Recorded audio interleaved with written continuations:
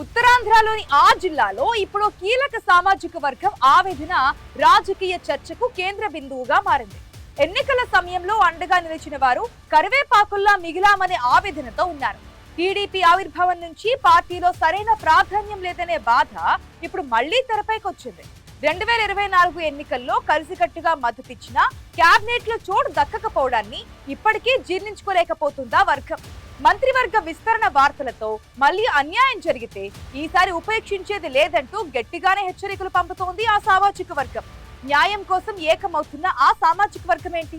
వీరి డిమాండ్ రాజకీయ సమీకరణాలను ఎలా మార్చబోతోంది?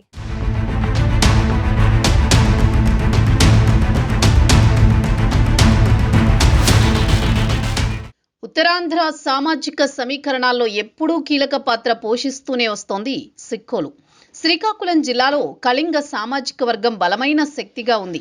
ఎన్నికల సమయంలో ఈ వర్గం ఏ పార్టీకి మద్దతిస్తే ఆ పార్టీ విజయం దాదాపు ఖాయమని చెబుతూ ఉంటారు. అయితే క్షేత్రస్థాయిలో బలమున్నా తెలుగుదేశం పార్టీ ఆవిర్భావం నుంచి ఇప్పటిదాకా తమకు సరైన ప్రాధాన్యం దక్కడం లేదనే భావన కళింగ సామాజిక వర్గంలో బలంగా నాటుకుపోయింది.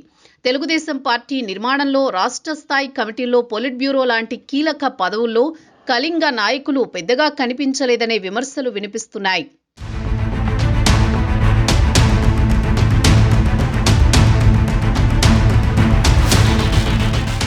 రెండు 2024 ఎన్నికల సమయంలో కళింగ సామాజిక వర్గం ఏకమైంది. ఎన్నడూ లేని విధంగా మూకుమ్మడిగా సైకిల్ పార్టీకి సపోర్ట్ చేసింది. శ్రీకాకుళం జిల్లాలో ఎంపీ సీటుతో పాటు అన్ని అసెంబ్లీ స్థానాల్లో టీడీపీ క్లీన్ స్వీప్ కి కళింగులే కారణమన్న విషయాన్ని పార్టీ వర్గాలే అంగీకరిస్తున్నాయి. అందుకే కళింగ సామాజిక వర్గానికి మంత్రి పదవి ఖాయమన్న అంచనాలు బలంగా వినిపించాయి. ముఖ్యంగా ఆ వర్గానికి చెందిన సీనియర్ నాయకుడు కూన రవికుమార్ పేరు తెరపైకొచ్చింది. గ్రౌండ్ లెవెల్లో బలమైన పట్టు, కష్టకాలంలో పార్టీకి అండగా నిలిచిన నిబద్ధతతో కూనకు కేబినెట్లో చోటు ఖాయమనుకున్నారు.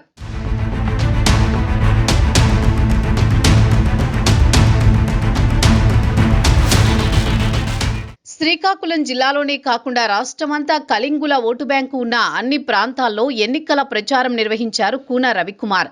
ఏలూరు, గుడివాడ, ఉండి, రాజమండ్రి, విశాఖ నార్త్, విజయనగరం నియోజకవర్గాలలో కళింగ ప్రజల్లో టీడీపీ నాయకత్వంపై నమ్మకం కలిగించి అభ్యర్థుల గెలుపులో కీలకంగా వ్యవహరించారు. కానీ రాజకీయాల్లో ఆఖరి క్షణంలో ఏదైనా జరగొచ్చు అనేలా పరిస్థితులు మారిపోయాయి. కొన్ని సమీకరణాలతో కూన రవికుమార్కు మంత్రి పదవి దక్కలేదు. ఈ పరిణామం కళింగ సామాజిక వర్గాన్ని తీవ్ర నిరాశకు గురిచేసింది. ఇదే సమయంలో గతంలో అధికారంలో ఉన్న వైసీపీ ప్రభుత్వమే కళింగ సామాజిక వర్గానికి కొంత ప్రాధాన్యం ఇచ్చిందనే విషయం చర్చకొస్తోంది.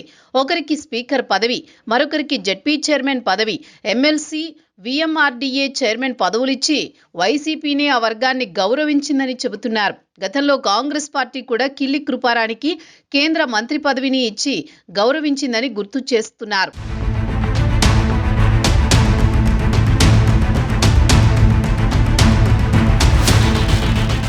గతం కంటే ఎక్కువ ప్రాధాన్యం ఉంటుందనుకుంటే ఇప్పుడు ఉనికి కోసం పోరాడాల్సి వస్తోంది కళింగ సామాజిక వర్గం. తాము ఇచ్చిన మద్దతుకు తగిన గుర్తింపు దక్కలేదనే భావన ఆ వర్గంలో మరింత బలపడుతోంది. త్వరలోని మంత్రివర్గ విస్తరణ జరిగే అవకాశం ఉందన్న సంకేతాలు వినిపిస్తున్నాయి. ఇది కళింగ వర్గ నాయకత్వానికి పరీక్షగా మారింది. ఒకవైపు కళింగ వర్గానికి ప్రతినిధిగా నిలిచిన కూన రవికుమార్, మరోవైపు ప్రస్తుతం ఇచ్చాపురం నుంచి ప్రాతినిధ్యం వహిస్తున్న ప్రభుత్వ విప్ బెందాళం అశోక్ పేరు కూడా వినిపిస్తోంది. కూనకు మంత్రి పదవి ఇస్తేనే కళింగ సామాజిక వర్గానికి న్యాయం జరుగుతుందని ఆ వర్గ నాయకులు చెబుతున్నారు. బెందాళం సామాజిక వర్గ నాయకుడే అయినా ఆయన విషయంలో అంతా ఏకాభిప్రాయంతో లేరు.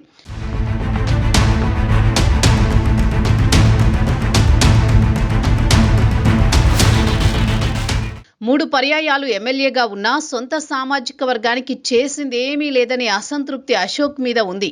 అధికారంలోకి వచ్చి సుమారు 2 ఏళ్లు కావస్తున్నా ఇంతవరకు విపక్షం నుంచి మీద ఆయన గట్టిగా గొంతెత్తింది లేదంటున్నారు కళింగ నాయకులు. కొన్నాళ్ల క్రితం కళింగులు నిర్వహించిన అతిపెద్ద ఆత్మీయ కలయిక కార్యక్రమంలో కూడా పాల్గొనని బెందాళం అశోక్ సామాజిక వర్గ ప్రతినిధి ఎలా అవుతాడన్న గుసగుసలు కూడా వినిపిస్తున్నాయి. కానీ ఈ వాదనపై కళింగ వర్గంలో భిన్న అభిప్రాయాలు వ్యక్తమవుతున్నాయి.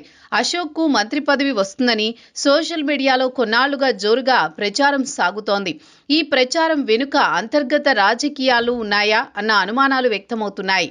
కూన లాంటి బలమైన నాయకుడికి పదవి ఇస్తే సిక్కోలులో కొందరు కీలక నాయకుల ప్రభావం తగ్గుతుందనే భావనతోనే ప్రత్యామ్నాయ పేర్లను తెరపైకి తెస్తున్నారనే ఆరోపణలు వినిపిస్తున్నాయి.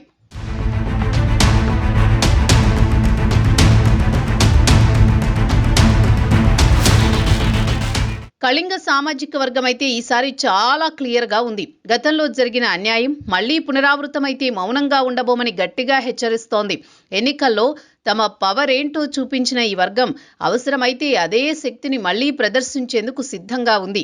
మరింత ఆసక్తికరమైన విషయం ఏమిటంటే కూనకు మద్దతు కేవలం కళింగ వర్గానికే పరిమితం కావడం లేదు. జిల్లాలో రెండవ అతిపెద్ద సామాజిక వర్గమైన తూర్పు కాపు సామాజిక వర్గ నాయకులు, ఇతర అనుబంధ కులాల నాయకులు కూడా ఆయనకు మద్దతిస్తున్నారని ప్రచారం జరుగుతోంది.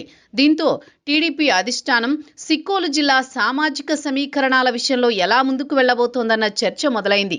మరి కూనకు మంత్రి పదవి ఇచ్చి కళింగ వర్గానికి న్యాయం చేస్తారా, లేదంటే కొత్త సమీకరణాలు రూపుదిద్దుకుంటాయా అనేది త్వరలో తేలబోతోంది. ఈసారి టీడీపీ అధిష్టానం తీసుకునే నిర్ణయం అయితే సిక్కోలు పొలిటికల్ సీన్ని మార్చడం ఖాయంగా కనిపిస్తోంది.